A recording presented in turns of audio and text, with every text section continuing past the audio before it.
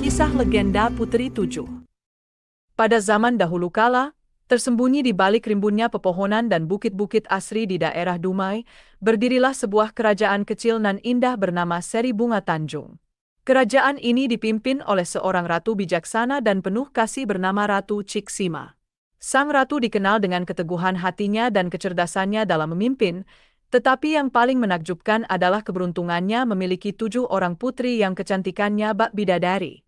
Di antara ketujuh putri tersebut, ada satu yang kecantikannya tiada tara, bahkan melampaui saudari-saudarinya. Dialah Mayang Sari, putri bungsu yang memikat hati siapa saja yang memandangnya. Kulitnya sehalus sutra yang tersusun rapi, tubuhnya semampai dan menawan. Wajahnya berseri-seri bagaikan bulan purnama yang memancarkan sinar lembut di malam hari. Alisnya melengkung indah seperti semut beriring, dan bibirnya merah merekah seperti buah delima yang ranum, menyiratkan kemanisan yang tersembunyi di dalamnya. Namun, yang paling menonjol dari Mayang Sari adalah rambutnya yang panjang dan berombak, mengurai lembut seperti air terjun di pagi hari. Karena keindahan rambutnya inilah, ia dikenal dengan nama Mayang Mengurai, sebuah julukan yang merujuk pada tatanan rambutnya yang selalu tergerai sempurna, menambah pesona dan daya tariknya yang tak terelakkan. Ratu Ciksima sangat mencintai putri-putrinya dan berusaha memberikan yang terbaik bagi mereka, tetapi ada sesuatu yang istimewa tentang Mayang Sari, sesuatu yang membuat sang ratu merasa bahwa putri bungsunya memiliki takdir yang luar biasa, takdir yang akan membawa perubahan besar bagi kerajaan Seri Bunga Tanjung.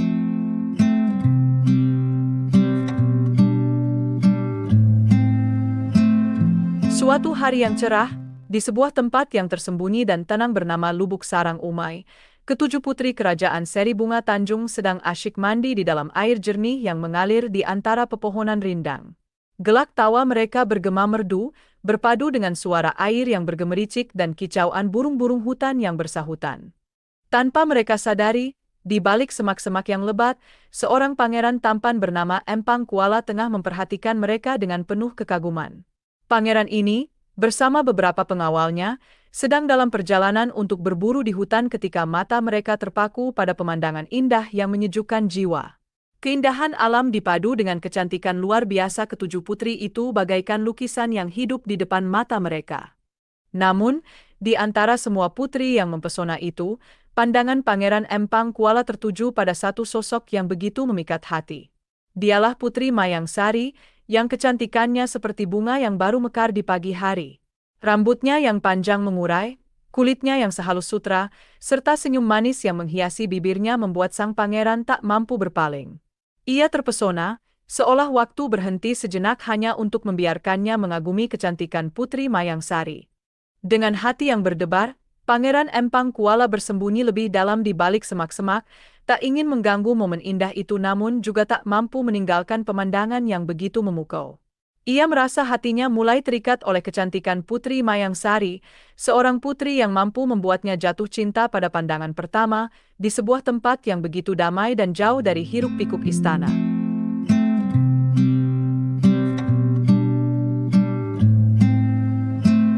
Setelah pertemuan singkat di Lubuk Sarang Umai yang memukau hati Pangeran Empang Kuala, benih-benih cinta mulai tumbuh di dalam hatinya. Kecantikan dan keanggunan Putri Mayang Sari terus menghantui pikirannya, bahkan ketika ia telah kembali ke kerajaannya. Tak sanggup lagi menahan perasaannya, sang pangeran memutuskan untuk meminang Putri Mayang Sari dengan harapan dapat menjadikannya pendamping hidup. Dengan penuh harap, Pangeran Empang Kuala mengirimkan utusan kerajaan yang terpercaya untuk menyampaikan pinangan resminya kepada keluarga kerajaan Seri Bunga Tanjung. Sebagai tanda keseriusannya, sang pangeran mengirimkan tepak sirih, sebuah adat kebesaran yang melambangkan niat baik dan kehormatan dalam lamaran. Ketika utusan tiba di istana Seri Bunga Tanjung, pinangan tersebut diterima dengan penuh tata krama dan dihormati sesuai adat istiadat setempat. Sebuah tepak sirih yang cantik dihias dan diisi dengan pinang serta gambir, diletakkan pada combol terbesar di antara ketujuh combol dalam tepak. Sementara itu, 6 combol lainnya dibiarkan kosong sebagai tanda bahwa putri sulunglah yang paling berhak menerima lamaran terlebih dahulu. Dengan demikian, Pesan tersebut jelas bahwa lamaran Pangeran Empang Kuala ditolak karena Putri Mayang Sari bukanlah putri sulung. Dengan hati yang berat, utusan pangeran kembali ke istana Empang Kuala untuk menyampaikan hasil lamarannya. Di hadapan pangeran, ia melaporkan dengan penuh rasa hormat, "Ampun pangeran, hamba tidak bermaksud mengecewakan pangeran." Keluarga kerajaan Seri Bunga Tanjung belum bersedia untuk menerima lamaran dari pangeran. Mendengar kabar tersebut, hati Pangeran Empang Kuala tersulut amarah. Ia merasa harga dirinya ternoda dan kerajaannya diremehkan. Tanpa berpikir panjang, ia memerintahkan pasukannya untuk bersiap, berniat menaklukkan kerajaan Seri Bunga Tanjung sebagai balasan atas penolakan yang menyakitkan itu.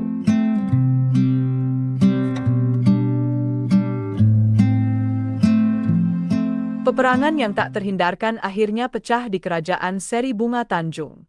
Istana megah yang dulu berdiri kokoh kini dikepung oleh pasukan Pangeran Empang Kuala. Gemuruh langkah pasukan dan dentingan senjata mengisi udara, mengaburkan ketenangan yang pernah ada di kerajaan ini. Di tengah kekacauan dan kebisingan perang, Ratu Cik Sima, dengan hati yang penuh keteguhan, tahu bahwa keselamatan ketujuh putrinya adalah prioritas utama. Dengan cepat dan penuh kebijakan, ia membawa putri-putrinya yang tercinta menuju hutan yang lebat, jauh dari jangkauan musuh. Di sana, di sebuah lubang yang tersembunyi di antara pepohonan yang rimbun dan terlindungi oleh tanah, Ratu Cik Sima menempatkan putri-putrinya dengan hati-hati. Lubang tersebut, yang cukup dalam dan dilapisi tanah yang lembut, menjadi tempat persembunyian yang aman. Ratu Cik Sima membawa perbekalan yang cukup untuk 3 bulan, memastikan bahwa ketujuh putrinya tidak akan kekurangan makanan atau minuman selama masa persembunyian mereka. Sebelum kembali ke medan perang, Ratu Cik Sima memeluk masing-masing putrinya satu persatu, memberikan kata-kata penghiburan dan dorongan. "Tetaplah kuat dan berani," bisiknya dengan penuh kasih. "Ibu akan kembali secepat mungkin. Ingatlah, kalian adalah masa depan kerajaan ini." Dengan perasaan yang bercampur aduk antara kekhawatiran dan tekad, Ratu Cik Sima meninggalkan tempat persembunyian itu, berjalan kembali ke istana yang tengah dilanda perang. Di balik langkahnya yang tegas, ia membawa semangat untuk melindungi kerajaannya dan harapan untuk masa depan yang lebih baik bagi putri-putrinya.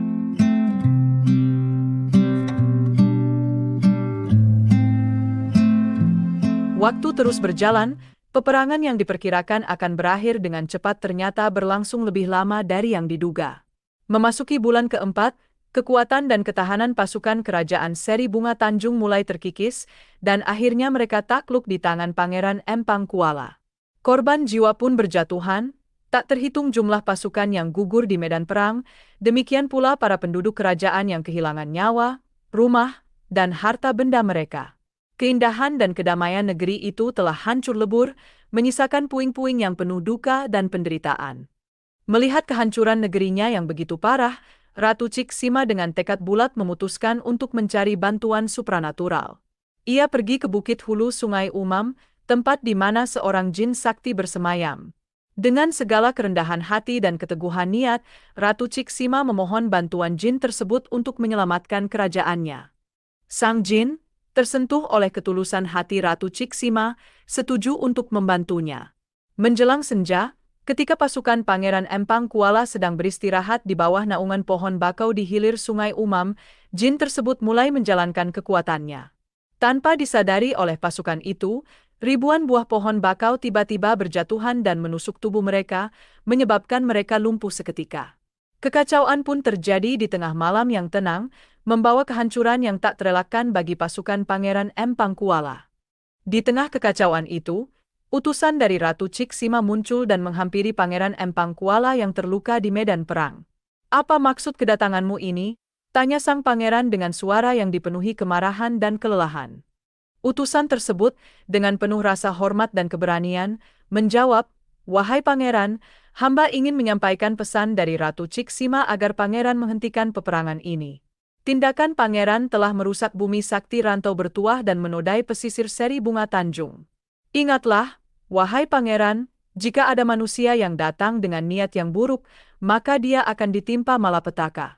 Namun, jika ia datang dengan niat yang baik, maka kesejahteraanlah yang akan dia dapatkan." Mendengar kata-kata bijak dari utusan tersebut, Pangeran Empang Kuala tersadar dari amarahnya. Kesadarannya kembali, ia menyadari bahwa niat jahatnya telah membawa kehancuran yang begitu besar. Dengan hati yang berat, ia memutuskan untuk tidak melanjutkan peperangan itu dan memerintahkan pasukannya untuk mundur, meninggalkan negeri Seri Bunga Tanjung yang penuh dengan luka dan penderitaan. Begitulah, perang yang melibatkan dua kerajaan ini akhirnya mereda, membawa pelajaran berharga tentang kebaikan hati dan niat yang tulus.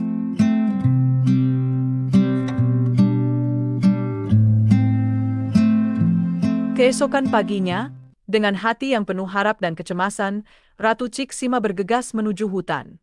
Kekhawatiran tentang nasib ketujuh putrinya terus menghantui pikirannya. Setibanya di tempat persembunyian yang terlindung oleh pepohonan, ia melihat sesuatu yang mengiris hati. Putri-putri tercintanya, yang selama ini menjadi sumber kekuatannya, tergeletak tak bernyawa. Wajah-wajah cantik mereka kini pucat, mata mereka tertutup dalam keheningan abadi. Mereka telah meninggal dunia, disebabkan oleh kelaparan dan kehausan, dalam tempat persembunyian yang ia pikir aman. Kehilangan tersebut menghancurkan hati Ratu Ciksima.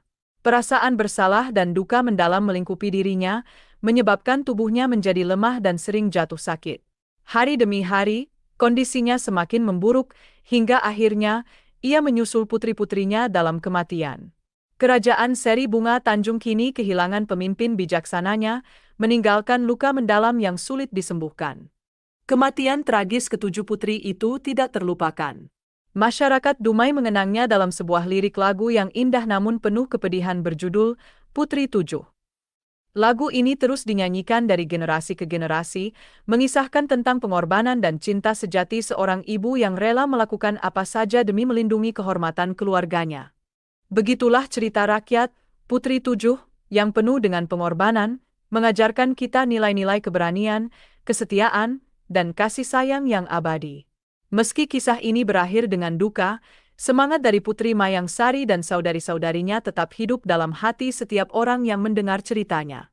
Demikianlah kisah ini diceritakan, semoga dapat menghibur dan menambah wawasan, segala kebenaran detailnya, kita kembalikan kepada Allah, Tuhan pemilik kisah kehidupan.